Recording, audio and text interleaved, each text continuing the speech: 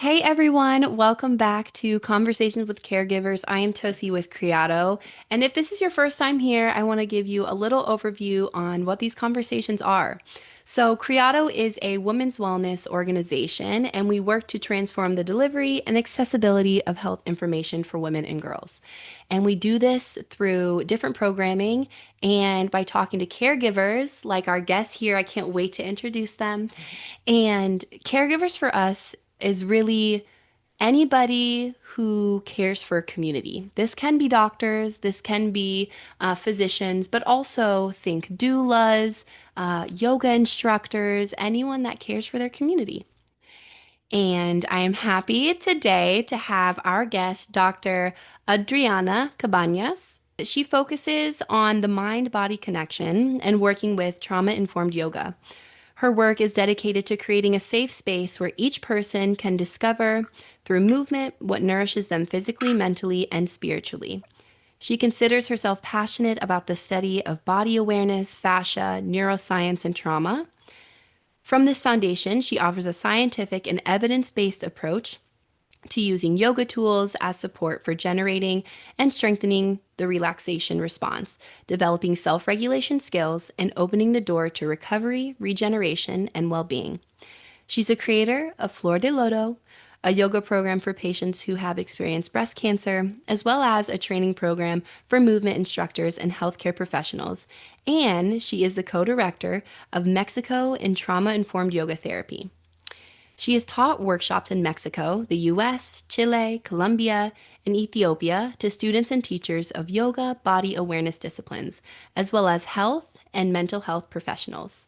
Welcome to the Thank you podcast. for having Yes. me here. Yeah. Yes. How are you doing today? How are you feeling? Uh, to be honest, it's always like a little bit, feeling not nervous, but a little bit like heightened awareness to be on a podcast and, having all your ideas and thoughts that you want to share. And I'm really like honored and happy to be here with you today. And I was so happy to get an invitation from you. Yes, thank you so much. Just for the listeners, for everyone's awareness, how I came into Dr. Cabañas' presence was through my yoga informed trauma therapy course. So, for those of you who don't know, I'm a yoga instructor. It's another thing that I do outside of Criado. But I was taking a 25-hour course and she came and taught us about fascia and how to move through your body and how everything's connected. And I can't wait to get into this a little bit in this conversation. But it was so eye-opening.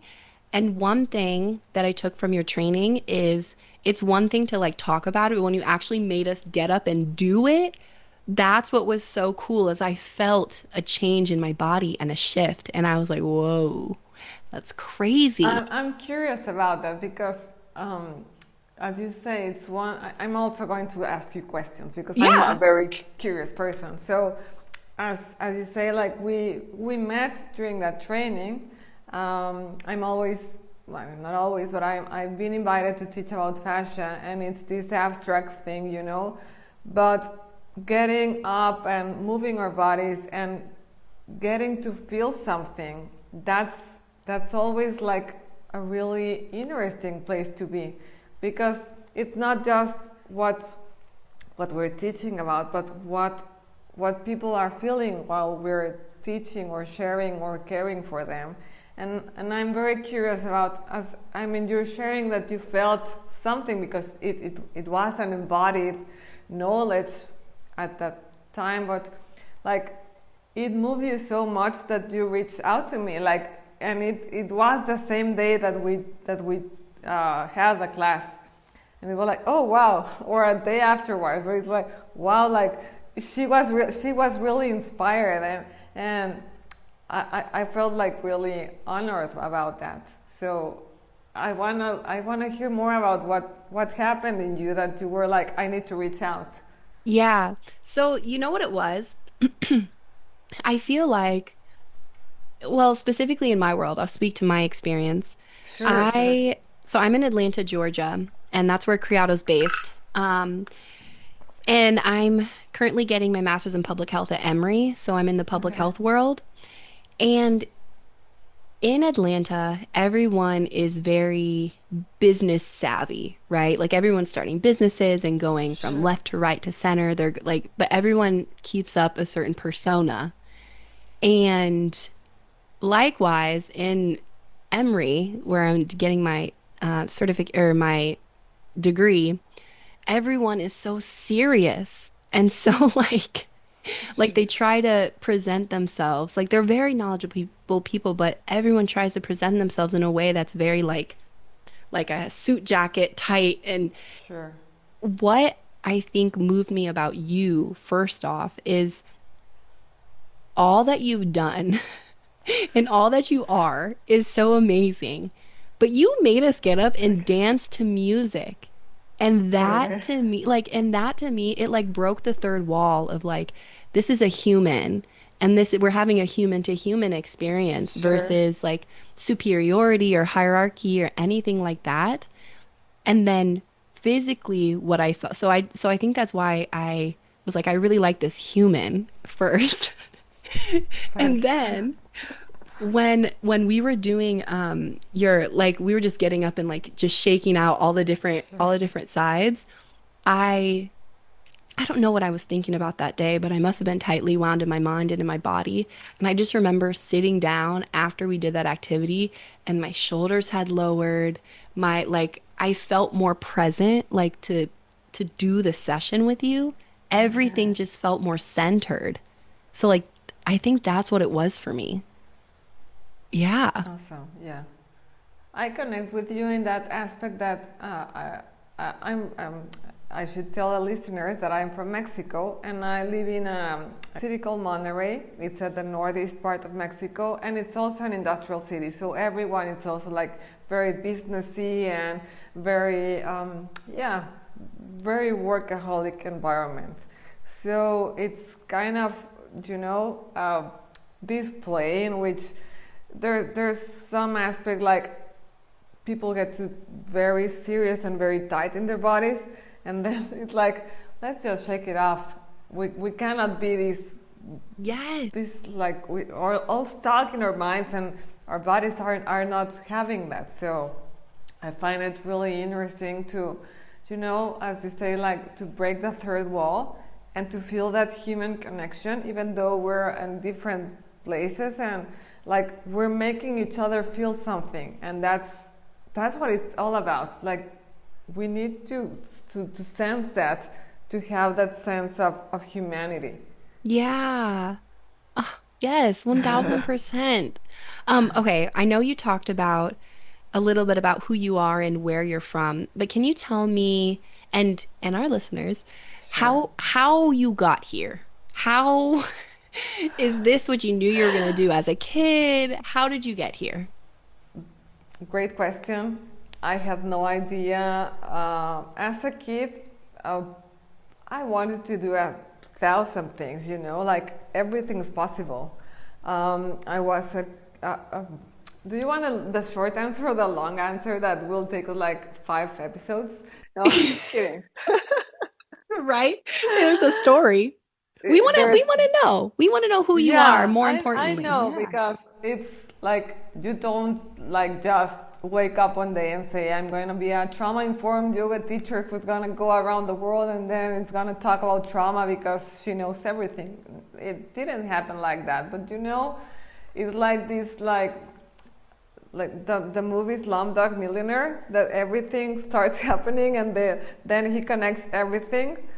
I feel that my life has been more or less like that. I was uh, a very active kid. I was always like, you know, moving around and dancing, and I used to figure skate, so that was part of my life. It still is part of my life, but my memories come around movement. They've always come around movement. So there's this like kinetic memory on what felt really, really happy, but also the part that felt really, really hard. And the first part of trauma that there's within my life is that my dad died when I was 9 years old from cancer. So even though it's something hard, what I like about being human beings is that we are really quite resilient, and we can, like, navigate those very hard emotions and then reframe them to make you, they're kind of superpowers, because only people, or not only, I mean, when you face the death of someone, or the loss of something, or someone that's so close to you, you find aspects of yourself that there's no other way to find but by facing that, right? Yeah. So that's the first part, like getting to know that part of something traumatic happening to you at a very early age. I was raised by my mother. I'm a single child, and she's a very my mother, like, she's amazing. Like, she did so hard to raise me, and I saw her, like, work really hard to get us through everything. And my father used to be a doctor, so when I was choosing my path, for some reason it was interesting for me, because I'm also very, like, I want to know how the world works, so I wanted to know how the body works. So, like, okay, I'll go to med school. I'm inspired by my father, so I did the whole training, which is really it's a lot. Yeah, in here it's different in Mexico than in the US, the way it works, but in average here it's 7 years of training, and then you go to do your specialty. So I did my 7 years, which were really hard. And in a way, I think because I'm, like, a very stubborn person, I did it. Like, yeah. You're like, I'm not quitting. I'm not giving up. Yeah, even though there are times during those 7 years where like, why didn't I go to study something else? Like, yeah, right? Anything else. Anything else, yeah. But I don't regret any of that. Like, even though all the hardships and all of that times that you won't get sleep and you have to keep on studying, and your friends are partying and doing whatever, and you're like, I have to study. Yeah. Yeah. And then I went to do my specialty, and I remember, like, as it's the same as choosing a career. Like, there are so many paths you can choose. And as I told you, I'm a kid that moves a lot. Like, I need to be on the move, and I don't like to be sitting down for a long period of time. I mean, I can do it for a podcast, but I didn't see myself, like, working in an office and sitting down and just talking to patients. So and my father used to be an anesthesiologist. So I said, like, oh, okay, it works for me. I like it. It has all the parts of the science that I like, and I'll be on the move. I don't have to be in an office sitting down. I'll just be moving in the OR, and, and I can work with chronic pain. So I started that. And if med school is hard, doing your specialty is even harder. Oh, gosh. Yeah. Yeah.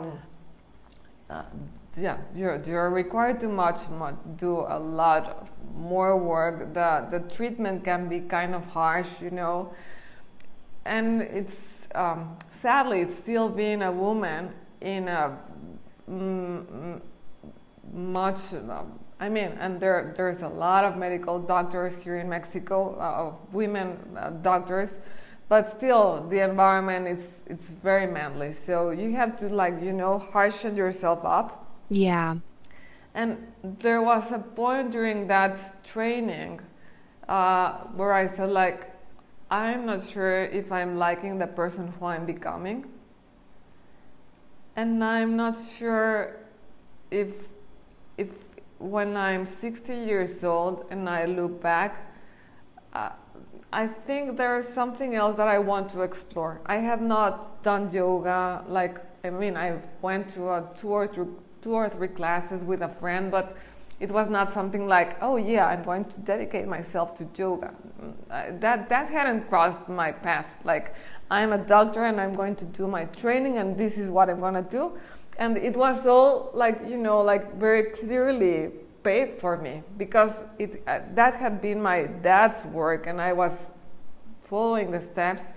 And my mother, she's a chemist, so it was I was raised in a very scientific, you know, like kind of way. Yeah. Yeah, totally. Like everything's questionable. Like, do the scientific method if you have a doubt. Yes. Yeah.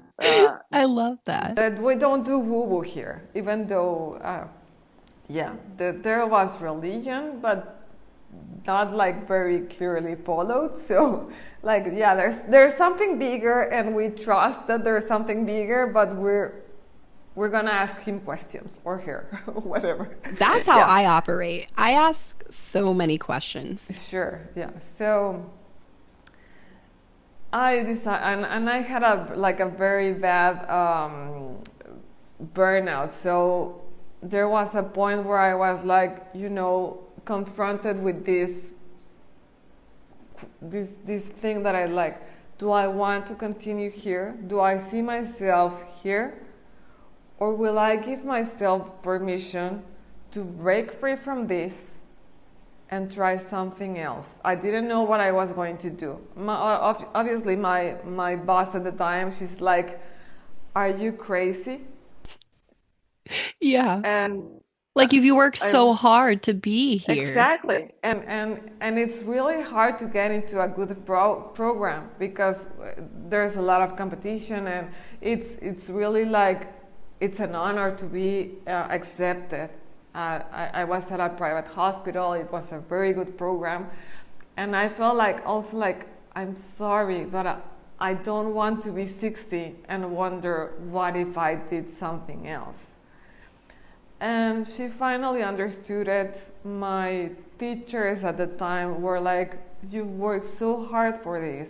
How are you going to throw it all away?" And like, you know, I know the way back. If I just leave it for a while and I know that this was for me, I'll come back. I know the road. I know what I have to do. I'll present the exams again, and I know I can get back, even though I know it's going to be really hard. I know that I have it now. So it felt letting that go, you know, and taking off that kind of costume, because there's a doctor's costume, you know, Yeah. the white coat and wearing your scrubs and everything. It was like taking like my skin off and trying to figure out who I really was without that. And it felt like I was like diving into the unknown, but everything was possible. Everything.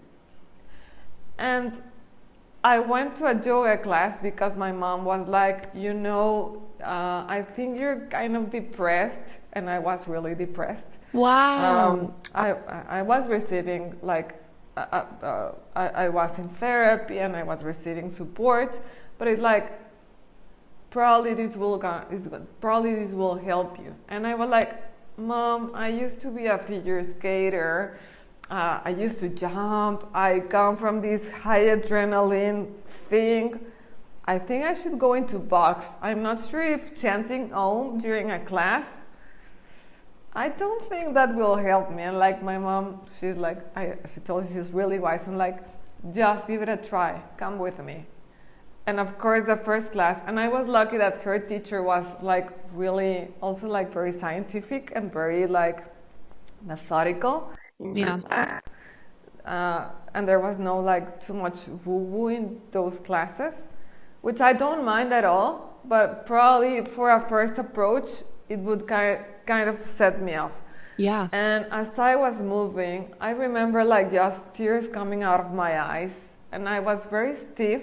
And it was not like sad tears. It was like something like my body was finally releasing so much holding up and so much trying to demonstrate that I was strong, which I was, but I didn't have to face it like that. And in that first class that I took, as I was finishing class and we were in the relaxation of I was like, why is medicine missing so much of this? I have not felt inside my body for so long, even though I've studied the human body for 10 years or more. Wow. Yeah. And I was like, as I'm very stubborn, I went to my teacher, to that teacher which became my teacher for that time, and I'm like, I need to know everything about yoga now. Like really intense. Yeah. Yes. Oh my gosh. That you touched on so many things. The first thing is I do think that a lot of people who have not done yoga or maybe newer to yoga do there are different types of teachers. I resonate with the type of way that you teach. I too feel deeply about understanding the why and like Okay. faith and belief. I have that. I do believe in a higher power. And if I walked into a yoga class the first time and we were saying I'd be like, ooh, I'm uncomfortable. And I'm like, no, thank you. And my journey to yoga has a weird similarity to yours, not in the sense that I went to medical school or anything like that, but I come from sports. So I played volleyball in college, and my first yoga class was they told us we had to cross train in the summers when we weren't on campus. And so I was like, I'm gonna take the easy route. I'm gonna just go to yoga. I don't want to go do other things. I'm gonna take it easy. And the first class I went to, I was laying in Shavasana on my mat and I felt myself cry. I was like, what is going on? I was like, what is this? Like, how is this? Why am I crying? What am I even sad? I don't know what's happening. But that was my first class. And I was wondering, can you explain a little bit, and this might get into like your fascia Sure. talk and stuff like that, but how does that work in the body? What are some explanations behind why people could have those feelings in like a yoga class or doing movement like Tai Chi or something like that? Short question or the 5 episode? 5 episodes. Short. We can do a part two Yeah, if we I know. need. Sure. I mean, when we talk about fascia and like just briefly describing, fascia is just collagen and water binding molecules like hyaluronic acid. But the magical aspect of fascia is that it's deeply embedded with free nerve endings. Okay, so it's basically the brain being curious about what's happening in every single part of our body, because all of that collagen, which is our main protein in our body, it's everywhere, just holding everything in place and giving us shape. So the brain is deeply aware of it's not deeply aware, it depends on us moving and on us paying attention to our feet, to our legs, to our hands, to our arms, to our breath. So I think that's the difference of all of these Oriental moving disciplines, in which we are asking ourselves, how are we moving? What parts of our body are we moving? Which distinguishes it from other exercises. Because, yeah, I might figure skate and I might be moving my legs and moving my arms, and gliding through space, but I'm not very aware of everything as while I'm doing downward dog, and the teacher makes this inquiry like, feel your feet, how do your hands feel, how are you distributing your weight. That creates questions, and that makes the brain curious, like, okay, how am I feeling, and where am I feeling the stretch, am I comfortable, or is it like too challenging for me? Yeah. And that's what I think happens. And those free nerve endings, most of them will kind of also tune into the vagus nerve, which is a cranial nerve in charge of also giving information to the brain of what's happening in our inner body. Like it's called vagus nerve because it's a long nerve that will permeate through all of our organs, and it's 80% of its fibers are sending information to the brain. Mm. Okay, so in that connection, which is interoception, I think it's when we finally allow ourselves during a yoga class or during that time, like as we both experienced, that we were crying, like the body finally finds a way to release something that has been stored for so long. Mm. Can And it you, was safe, and it was safe to yeah. express it. Mm. Can you say more about the body storing, the body storing things? Can you explain a little bit about that? The the most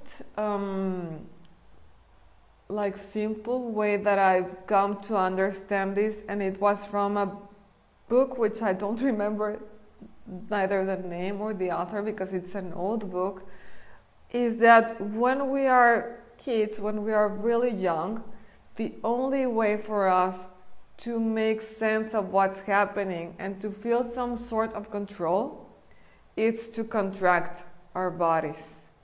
As when we're saying, like, don't cry, and you hold it.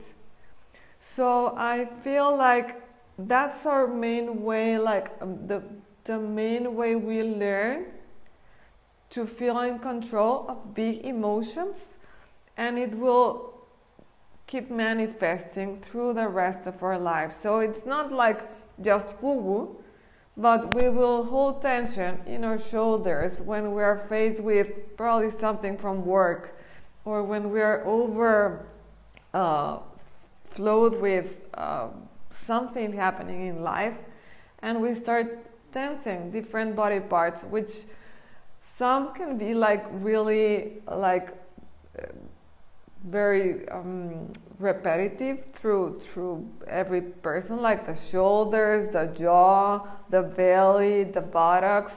But some others, like some people like tense their hands, or some people will tense their eyebrows, or some people will just, I mean, it can manifest differently. The ways in which it shows really like the shoulders or the neck or the jaw, it's because it's part of our mammalian aspect. As a cat, when it's like, scared, it's like it's that part ingrained in us. And others, like we will learn them from what we saw in our parents or our caregivers. Yeah. No, no, that helps. That connection to like it's one of the main ways we learn to control. Or to sense control. Because do we actually really control? Yeah, We want to feel in control sometimes.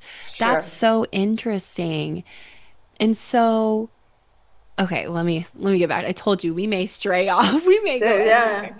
But okay, so I for someone who may feel disconnected from their body. So they maybe they don't do yoga and practice introception. Did I say that right? Yeah. Okay. There's proprioception, which is sensing your body in space, and then there's interoception, which is sensing what's happening inside your body. Thank you. Thank you for that. For people who don't have an avenue to practice that and maybe don't feel safe because of stress or trauma or medical experiences, what are some gentle entry points for rebuilding awareness without feeling overwhelmed? This requires inner knowledge because not everyone will find the same things safe, you know. And first is like discovering like which sensory avenue is better for you. Is it moving, and is it moving in a fast way, or is it moving in a more gentle way? Is it something that's more tactile, like wearing a very cozy sweatshirt? That sometimes feel like, oh, this is, you know, like I'm safe, or as a cozy blanket. Is it something that's from the smell? Do I need to maybe put some aromatherapy or a candle, Yeah. or prepare something in the kitchen that, like, you know, baking cookies, something like that. Or it's also like it can be tangible, like baking bread and playing with the dough, or hearing some music. And it requires also like, okay, which kind of rhythm, or is it something with vocals or just instruments, or is it being with someone? Do I need connection? And which people are my safe spaces? Or is it a combination of all of those? So when we talk about trauma, there's always like, people are very aware of their triggers, Mm. right? You know, like, yeah, whenever I see this, I will get, you know, this fight or flight. And I always try to, okay, we are very aware of the triggers, and probably your brain is like very concerned about meeting triggers in the daily life.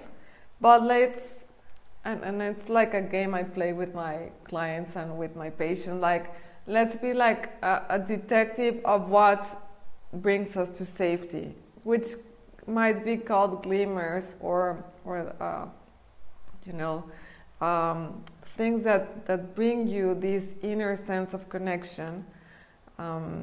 Glimmers is what Devdana Yeah. defined them.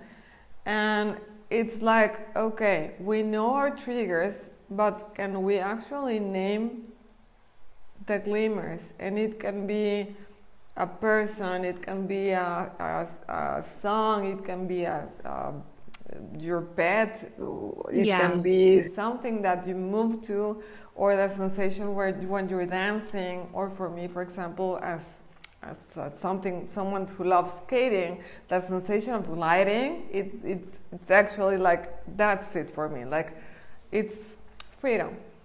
Wow. So I think it's something that a person needs to discover, and as yoga teachers or as caregivers, we might be like part of,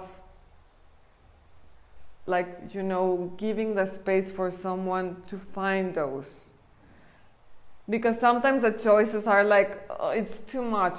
And what we bring into our practice is like, here's my what we're going to do today, and we're going to play with certain movements, and you can choose not or to do them or not to do them. And there's this music, but I can also, like, I mean, we're giving things that are part of creating an environment of safety, and the person in that place can start making their own choices. Yeah. No, that's beautiful. And two things I want to talk about more, or point out. The first one, giving people permission to make a choice. Yes.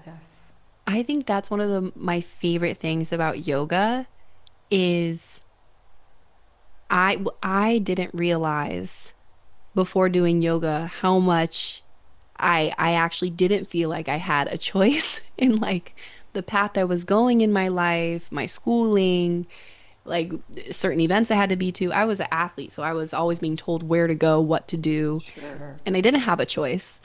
And learning that I could really just lay flat on the ground if I want to for a whole hour was so empowering is not the word. It was so freeing. It was so freeing for me. I felt like Yes. it was a weight lifted off, and no one would judge me. No one would. They're actually they're actually telling me that it's good if I want to just lay on the ground. Sure. I loved that. The other thing I want to talk about is you made me think of something in myself that I do when you said finding, identifying in the five senses which ones are like your safety spaces or which ones feel good to you. I I never knew why I'm like this, but if anything is uncomfortable on my body, like clothes, I cannot wear it. Like, I don't even wear heels because they hurt my feet. I feel like I'm so sensitive Sure. to that type of stuff. An itchy sweater, I can't keep it on. But even if it's just something too tight, is that, is that maybe a comfort thing as well? Not just like physical comfort, but like fascia, or is that something different, you think? I think it's fascia and the part that there's these nerve endings in forming, and if something feels constricted or something feels off, yeah, I'm totally like you. Like I need to have like something that's really comfy, or something that's like giving me a sense of you are safe in your own skin. It's okay. Uh, I've noticed myself when I have to work, like as yoga teachers, where most of the time, like, like you're not wearing, yeah, and no, and you're not wearing shoes. Oh, yeah. So when I find myself like at some place where I'm not probably not high heels because I don't enjoy them that much, but with some sort of shoes that don't allow my feet to move freely, and I start to get like, I start to get like really cranky, and it's like it's the shoes. Yeah. It is. It has to be, even if it's a pair of sneakers that are stiff and I can't like I cannot do like stiff soles are the worst for me. Like I need to get home and I need to move. And if I yes. can, I'll just take them off. And yeah, Yes.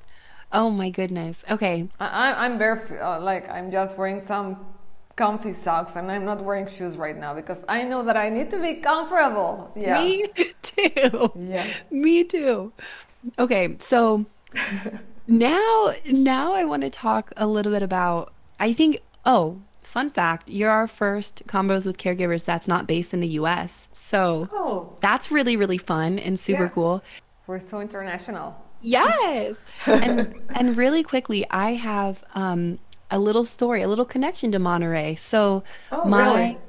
my husband, who he used to play basketball overseas, he played in Monterey for 2 seasons. And right? So that's why also when I heard you in the beginning, you said you were from Monterey, I was like, ooh. And I went and stayed with him for a while. So I was in Monterey. Oh, well, you have to come back again. I know. Now that I actually know somebody, now Yeah. I have to come back. We can do a Criado Sure. trip there. I love it. Totally. Yeah. Yes. But with being that you've taught in so many different countries and cultures, I think that's so cool. I'm curious, what universal strengths do you see in women or people across the world when it comes to healing, resilience, and connecting with their bodies? It's been an amazing journey, and I'm really like thankful for the universe to have allowed me to go to different places. And it's been in relationship also to my husband and his work, um, that we've been able to go some like different places. And the main thing that I get from these different countries is that there's kind people everywhere. There's kindness. There's always kindness. And people will open their hearts, their homes to make you feel safe, especially when you're in a different country and you're like just getting yourself around. They'll present different people, and you'll make friends that will turn into family, and that's amazing for me. Like even though in this part of history that we're living right now, and that everything seems like it's so divided, Yes.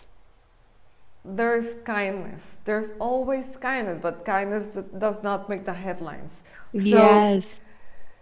when we make ourselves vulnerable, we can see the vulnerability in the people that surrounds us, and I think that allows for connection. So I think that's the most magical thing that I've experienced, and Yeah. that you you can connect with people everywhere. Yeah. That, like, regardless of any background, regardless of any whatever, different nationality, different language, you can connect. And Yes. then there's kindness, and we we we shouldn't lose hope that there's still kindness in humanity. Ah, yes. I resonate so deeply with that. And I think especially working in women's health, it and in the world we live in today, Sure. it gets really hard. You're faced with all these negative statistics and like all of these things that are wrong. But you're so right. What does not make the headlines is kindness. And they are kind, good things happening every single day. Yeah. And you know what allows me to continue working, because some people will tell me, like, you're not big enough, and you're not on social media, and you're not doing a lot of things, and, like, but I helped someone today. Someone who was with me today was able to breathe, was able to connect with herself, and I'm not here to go for the big leagues or do a 1,000 people seminar. That's not my personality. My personality is that I'm going to be a whole being with someone who's sitting in front of me, or who's making herself vulnerable, because even asking for help to be, in a space where I know I want to be in a private class for the trauma-informed yoga therapy, like, I'm here for you. I'm here for you. And that's a whole universe that you're sharing. And for me, that's enough. Yeah. I love that. I feel similarly when I do individual prenatal yoga. I love it. Oh my gosh, I love it so much. And before that I was doing, like the regular yoga classes that are Okay. more typical. But when I started doing one-on-one, oh my goodness. Like the connection that you build with your yogis, but also the space that you're able to give them. I always left and I kind of burned myself out because I was traveling here, there, doing individuals. But after every session, I always felt invigorated.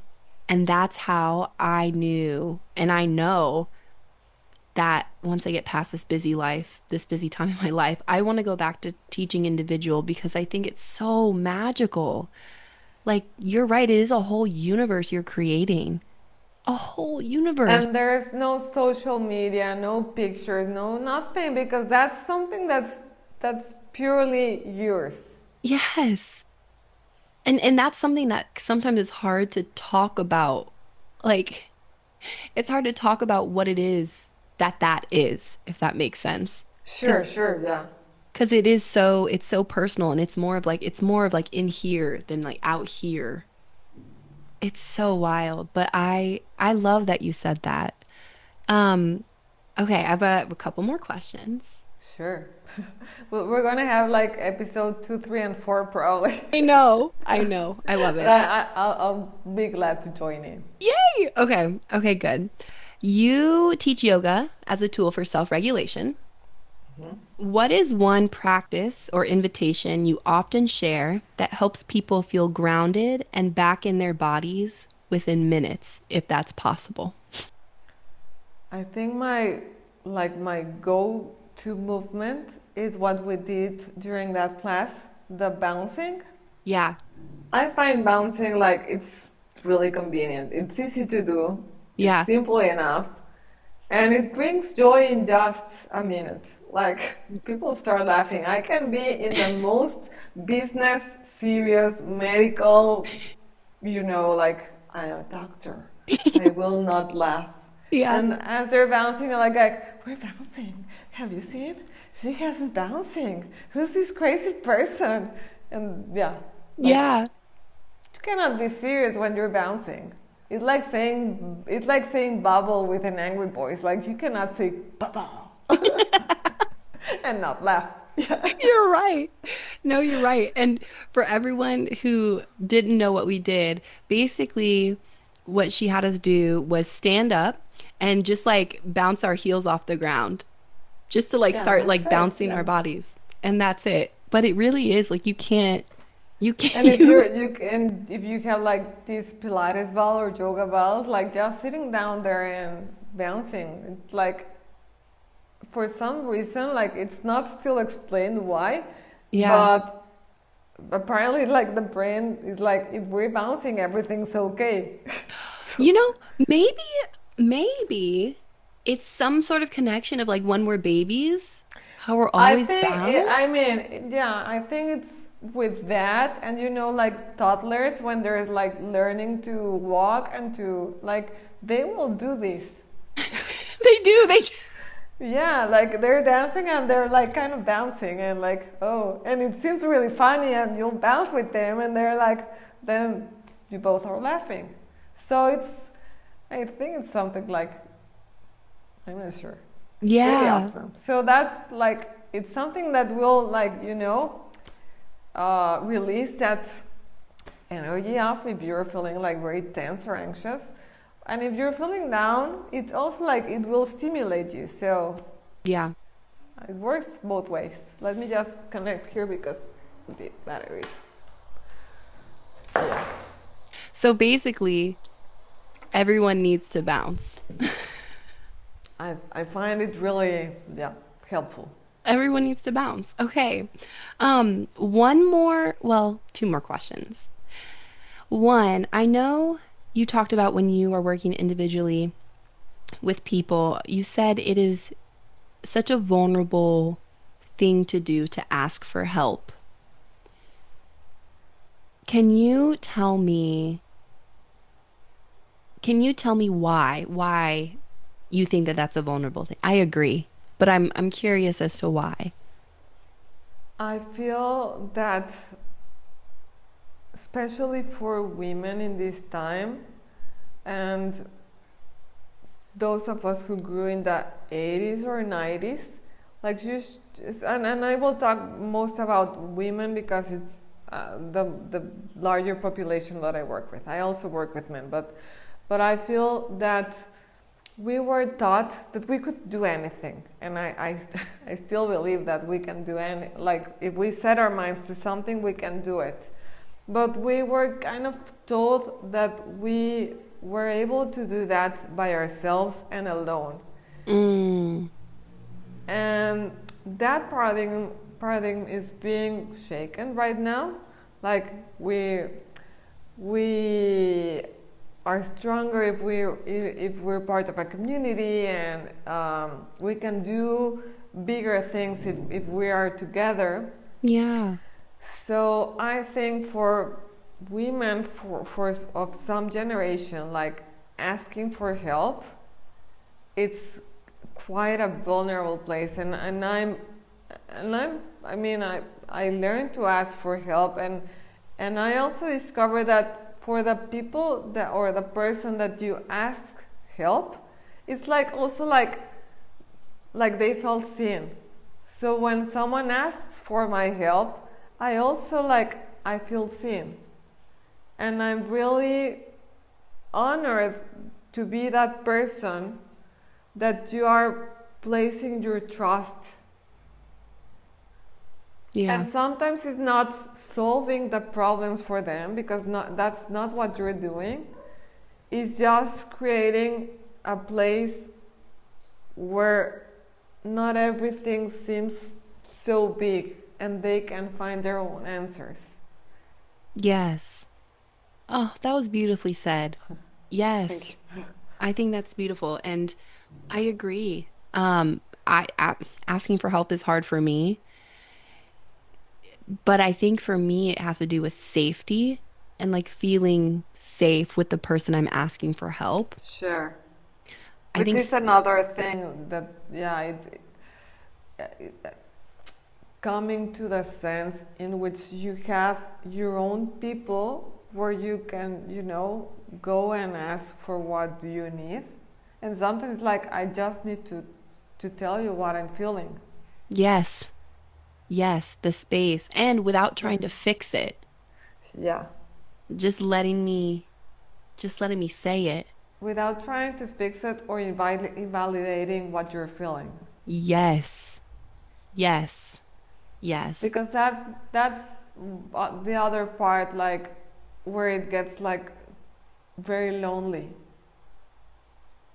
So when you're creating this space for in your own vulnerability, the other person can feel that as well. Like we're gonna create space for everything that we are feeling. Mm, mm, yes. I love talking with you. Oh, Oh my thank you. Me too. goodness. Oh my Like goodness. we have so many things connected, There, so it's like we're old friends. yes. We went through our life together, through Some life trauma. we Yeah. did. Yeah. I love it. Okay. I want to honor your time, so I'm just going to ask you one more question. And then I'm going to ask you to share if you want. I know we don't care about socials, but if anyone wants to find you, where they can find Sure. you. The last question I have is if you were to leave our listeners with one thing, it can be about yoga, life, breath, movement, anything, what would you leave them with? I think you said something really special about yoga, and it was this part where you could just lay on the ground and do nothing.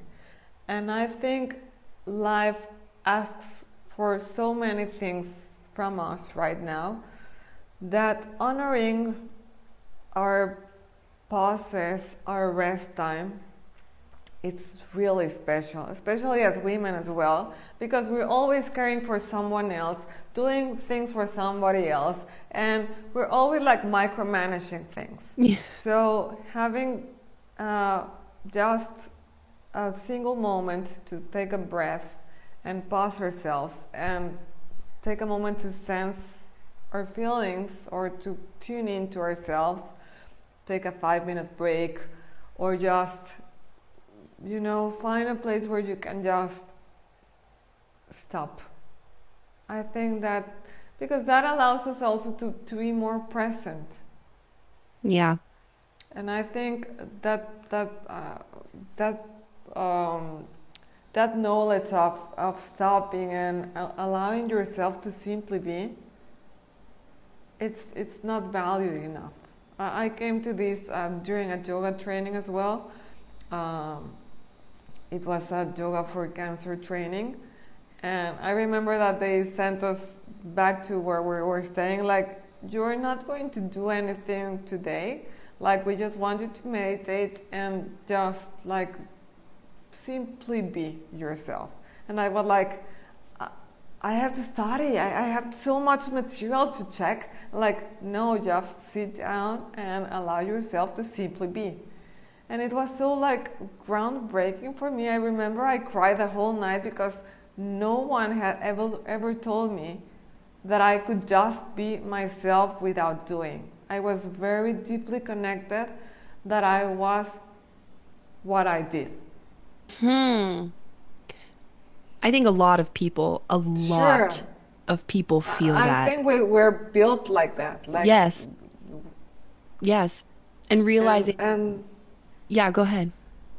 yeah, and just knowing that just by being, it's fine. Hmm. That changed Crazy. me totally. Yeah. Like, Like I can just occupy this space and be, and it's okay because also as women we don't want to occupy space. Like I make myself small. I don't want to bother anyone. And like occupy your space and be. And just Like, be. oh my God, I can be here Yes. and I don't have to do anything and it's okay. Like, Yes. I think that's a great thing to leave everyone with and is, oh yeah, because I feel like also, I'm sorry, like there keep are many going. things that I want to say, but like there's always this idea that we need to be fixing something. And I'm tired of that. I'm tired because it's like a never-ending story of now you have to do this and now you're missing this, but now your life could be better if you do this. Like it's so tiring and it's so like no, let's just honor what we are right now and be Yeah. thankful for what we can embody right now. Yes. Yes. And that could come from like gratitude too. I think that's a different Sure. level of gratitude. Like, you're right. We are always, even myself, I'm always striving for more, higher. Like, again, I think that's how we're raised. Like, I think that's the Sure. world that we live in. But you're right. Learning to just be in a space and clear your mind. That's the hard part for me. Just being, I have a lot still going on in here. Yeah, I know, man. Yes. But that, it truly is, it's so crazy that we have to say that, but I was gonna say a privilege, but that's not the word. It should be standard, but it's not. Do you know what I'm saying? It feels like it Sure, has to be sure, granted versus innately within us, sure. which is wild to me. It's wild, but it's so important. Everyone, just take, even if it's just 2 minutes, and just be, whatever that looks like to you. Sure. Just be. Ugh, okay. I held you over.